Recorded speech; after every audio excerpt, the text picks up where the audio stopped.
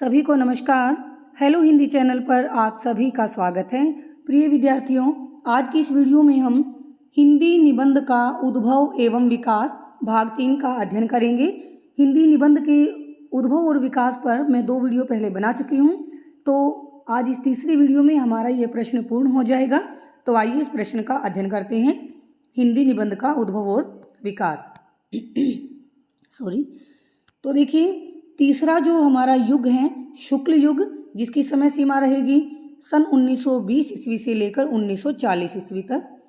हिंदी निबंध के तृतीय चरण को आचार्य रामचंद्र शुक्ल के नाम पर शुक्ल युग की संज्ञा दी गई। तृतीय चरण हो गया ना, क्योंकि हमारा पहला चरण भारतेंदु युग था, दूसरा चरण द्विवेदी युग था और तीसरा चरण हो गया शुक्ल युग। तो आचार्य रामचंद्र शुक्ल के नाम पर इनका इस युग का नामकरण हुआ। तो रामचंद्र शुक्ल के आने से यानी निबंध के क्षेत्र में उनके आने पर निबंध के क्षेत्र में नए नए आयाम और निबंध को नई नई दिशाएं प्राप्त हुई। उन्होंने चिंतामणि भाग 1 और 2 में किन्होंने आचार्य रामचंद्र शुक्ल के जो निबंध हैं वो सारे के सारे चिंतामणि में संकलित हैं। इसके 2 भाग हैं, चिंतामणि भाग 1 और चिंतामणि भाग 2। तो इसमें रामचंद्र शुक्ल के निबंध संकलित हैं। तो जो निबंध इसमें संकलित हैं उनसे हिंदी के निबंध अपने चरमोत्कर्ष पर पहुँचे हुए दिखाई देते हैं।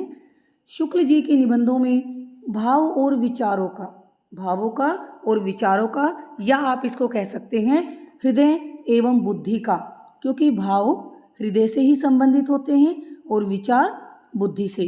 तो आप कह सकते हैं कि शुक्ल जी के निबंधों में हृदय एवं बुद्धि का संतुलित समन्वय देखने को मिलता है, या फिर भाव और विचारों का समन्वय देखने को मिलता है। इन्होंने रामचंद्र शुक्ल ने निबंध साहित्य को एक नवीन दिशा प्रदान की और निबंध लेखन की भी कुछ मान्यताओं की स्थापना की। भाषा की दृष्टि से देखें तो इनके निबंधों को, रामचंद्र शुक्ल के निबंधों को हिंदी निबंध का आदर्श हम कह सकते हैं। और शुक्ल जी के निबंधों में हमें परिष्कृत, प्रांजल और साहित्यिक भाषा का प्रयोग देखने को मिलता है। तो रामचंद्र शुक्ल के अलावा इस युग के जो अन्य निबंधकार हैं उनके बारे में बात करते हैं। बाबू गुलाब राय जी उच्च कोटि के आलोचक भी हैं। इनके जो निबंध संग्रह हैं उनके नाम क्या हैं? मेरी निबंध, मेरी असफलताएं, फिर निराशा क्यों, ये 3 के नाम मैंने यहाँ पर लिखे हैं। दूसरे निबंधकार का नाम है शांति प्रिय द्विवेदी। इन्होंने आलोचनात्मक निबंध लिखे और व्यक्तिक निबंधों की भी इन्होंने रचना की है। दोनों ही प्रकार के निबंध इन्होंने लिखे हैं। कवि और काव्य तथा साहित्यिकी, ये दोनों इनके निबंध संग्रह हैं। पदुमलाल पुन्नालाल बख्शी, यानी बख्शी जी भी शुक्ल युग के एक महत्वपूर्ण उच्च कोटि के निबंधकार हैं। कुछ पंचपात्र, ये बख्शी जी के 2 निबंध संग्रह मैंने यहाँ पर लिखे हैं। इसमें भावात्मक और विचारात्मक निबंधों को संकलित किया गया है। इन दोनों निबंध संग्रहों में कैसे निबंध हैं? भावात्मक हैं और विचारात्मक हैं। इनके अतिरिक्त शुक्ल युग में वियोगी हरि, राय कृष्णदास, वासुदेव शरण अग्रवाल, शांति प्रिय द्विवेदी, माखनलाल चतुर्वेदी तथा डॉक्टर रघुवीर सिंह आदि भी इस युग के उल्लेखनीय निबंधकार हैं। तो तृतीय चरण हमारा पूरा हुआ। जो हमारा चतुर्थ युग है, यानी चौथे नंबर पर हम किसको पढ़ेंगे? शुक्लोत्तर युग को। आचार्य रामचंद्र शुक्ल के बाद का जो युग है 1940 ईस्वी के उपरांत। तो इस युग की विशेषताएं क्या थी? आचार्य हजारी प्रसाद द्विवेदी शुक्लोत्तर युग के सर्वश्रेष्ठ निबंधकार माने जा सकते हैं। यानी रामचंद्र शुक्ल के बाद जो युग आता है उसमें जो बहुत सारे वैसे तो निबंधकार हुए हैं, लेकिन उनमें हम आचार्य हजारी प्रसाद द्विवेदी को शुक्लोत्तर युग का सर्वश्रेष्ठ निबंधकार कह सकते हैं। रामचंद्र शुक्ल ने हिंदी निबंध साहित्य की जिस स्तर पर प्राण प्रतिष्ठा की, यानी निबंधों को जिस चरमोत्कर्ष पर रामचंद्र शुक्ल ने पहुंचाया, उस स्तर से निबंध साहित्य को और भी ऊंचा उठाने का श्रेय जाता है आचार्य हजारी प्रसाद द्विवेदी को। यानी जो निबंध रामचंद्र शुक्ल के काल में अपने उत्कर्ष पर पहुंचे थे, उन निबंधों को और ऊंचाइयों को छूने का जो श्रेय हम किसको देंगे? आचार्य हजारी प्रसाद द्विवेदी को। द्विवेदी जी के निबंधों का जो विषय क्षेत्र हैं वो व्यापक हैं। उसमें संस्कृति के भी दर्शन होते हैं और जो परंपरागत ज्ञान विज्ञान है उसके साथ साथ युगीन प्रवृत्तियों और समस्याओं को भी उसमें सम्मिलित किया गया है, शामिल किया गया है। इस काल में न केवल समीक्षात्मक निबंध लिखे गए, न केवल विचारात्मक निबंध ही लिखे गए, बल्कि ललित निबंधों की भी पर्याप्त मात्रा में रचना होने लगी। शुक्लोत्तर युग में कल्पलता, अशोक के फूल, कुटज, विचार प्रवाह, विचार और वितर्क, ये सभी के सभी द्विवेदी जी के उल्लेखनीय निबंध संग्रह हैं। हजारी प्रसाद द्विवेदी के निबंध संग्रह के नाम है ये। इनमें क्या है, विषय और व्यक्ति का संतुलित समन्वय हमें देखने को मिलता है और साथ ही साथ ये हजारी प्रसाद द्विवेदी की जो विद्वता है और विषय के ऊपर उनकी जो गहरी पकड़ है वो भी हमें इन निबंध संग्रह के निबंधों में देखने को मिलती हैं। शुक्लोत्तर युग में जो अन्य निबंधकार हैं उनकी चर्चा करते हैं।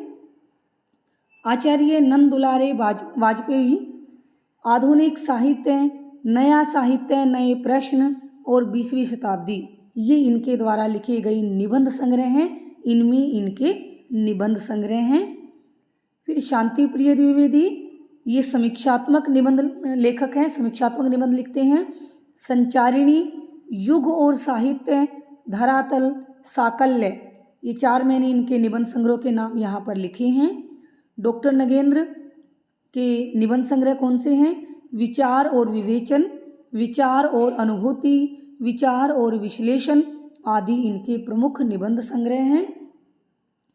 डॉक्टर रामविलास शर्मा प्रगतिशील निबंधकार माने जाते हैं। ये संस्कृति और साहित्य, प्रगति और परंपरा, भाषा और समाज, ये आदि इनके प्रमुख निबंध संग्रह के नाम हैं। फिर रामधारी सिंह दिनकर हैं। संस्कृति के 4 अध्याय, अर्धनारीश्वर, मिट्टी की ओर, ये देखिए थोड़ा सा लिखने में गलत हो गया, मिट्टी की ओर के बाद वे की भूमिका, ये यहाँ पर ऐसे नहीं आएगा, ये शब्द थोड़ा सा गलत लिखा गया, ध्यान दीजिए। यहाँ पर आपको लिखना है काव्य की भूमिका, काव्य की भूमिका। देखिए क्योंकि आज ही थोड़ा सा जल्दी जल्दी में मैं ये वीडियो बना रही हूँ, ये निबंध का प्रश्न आपका रह गया था और कल, जैसे कि मैंने पिछली वीडियो में बताया था, कल महर्षि दयानंद विश्वविद्यालय से संबद्ध विद्यार्थियों का हिंदी विषय का पेपर है और हिंदी निबंध का जो ये विकास है उसके 2 भाग मैं आपको करवा चुकी हूँ। तो अगर आज ये पूरा नहीं करवाती तो आपका ये पेपर, ये प्रश्न जो है वो अधूरा रह जाता। तो इस कारण अशुद्धियाँ 1-2 रह गई हैं, तो आप, मैं साथ साथ बता रही हूँ, आप ध्यान रख लीजिएगा। तो मिट्टी की ओर, उसके बाद ये क्या लिखना आपको, काव्य की भूमिका आदि इनके प्रसिद्ध निबंध संग्रह हैं। इनके अतिरिक्त राहुल सांकृत्यायन, महादेवी वर्मा, धर्मवीर भारती, डॉक्टर देवराज, जैनेन्द्र कुमार, कुबेरनाथ राय तथा विद्यानिवास मिश्र आदि के नाम भी उल्लेखनीय हैं। इस युग के ये भी उल्लेखनीय निबंधकार हैं। इसके बाद हम निष्कर्ष रूप में बताएंगे, चारों चरण हमारे पूरे हो चुके हैं। तो उपर्युक्त विवेचन के आधार पर हम ये कह सकते हैं कि हिंदी निबंध साहित्य आज भी निरंतर उन्नति के पथ पर अग्रसर हैं। हिंदी की विभिन्न पत्रिकाओं के माध्यम से आज निबंध के अनेक रूप हमारे सामने प्रस्तुत हो रहे हैं, चाहे वो समसामयिक विषयों को लेकर, चाहे वो धर्म से संबंधित है, राजनीति से संबंधित है, तो विज्ञान से संबंधित है, आतंकवाद है, सांप्रदायिकता, पर्यावरण आदि विषयों पर भी आज इन पत्रिकाओं में निबंध लिखे जा रहे हैं। आज हिंदी निबंध में विषय वैविध्य है, जैसा कि मैंने आपको अभी बताया कि चाहे वो विषय समाज का, राजनीति का, विज्ञान का, भूमंडलीकरण, आतंकवाद, कोई भी, पर्यावरण, कोई भी विषय हो सकता है। तो हिंदी निबंध में विषय वैविध्य है, विविधता है, विविध से विषय की विविधता है, विविध से लिया है। ये फिर थोड़ी सी टाइपिंग में थोड़ी सी गलती हो गई है, तो आप इसको भी, इस लाइन को यहाँ से काट दीजिएगा। विविधता है तक आप रखिएगा, ये विविध से लिया है, यहाँ तक आप काट दीजिएगा इसको, ये दोबारा से लिखा गया है। गंभीर चिंतन मनन है, निबंधों में क्या है, गंभीर चिंतन मनन है। हिंदी निबंध लेखन की यात्रा सक्रिय है, आज भी सक्रिय है, और आज का हिंदी निबंध साहित्य किसी भी भाषा से मुकाबला करने में सक्षम है। तो यहाँ पर हमारा हिंदी निबंध का उद्भव और विकास का प्रश्न पूरा होता है। देखिए, लिखते समय अगर आपको ये प्रश्न बड़ा लगता है तो आप इसको अपने हिसाब से छोटा कर सकते हैं। किसी भी, जैसे आपने शुक्लोत्तर युग के बारे में बताया, उसके बाद इस युग के निबंधकारों के आप केवल नाम लिख देना। ऐसे ही सभी जो युग हैं उसमें निबंधकारों के आप केवल नाम लिखकर उनकी रचनाएं आप छोड़ देंगे। तो इस प्रकार से प्रश्न को आप थोड़ा सा छोटा अपने हिसाब से कर लीजिएगा। तो इसी के साथ हमारा ये प्रश्न पूर्ण होता है, और मैं उम्मीद करती हूँ कि आपको मेरी बनाई हुई वीडियो आपके परीक्षा में उपयोगी सिद्ध होंगी। तो मुझे सुनने के लिए आप सभी विद्यार्थियों का बहुत बहुत धन्यवाद, और कल की परीक्षा के लिए एक बार फिर से आप सभी को शुभकामनाएं।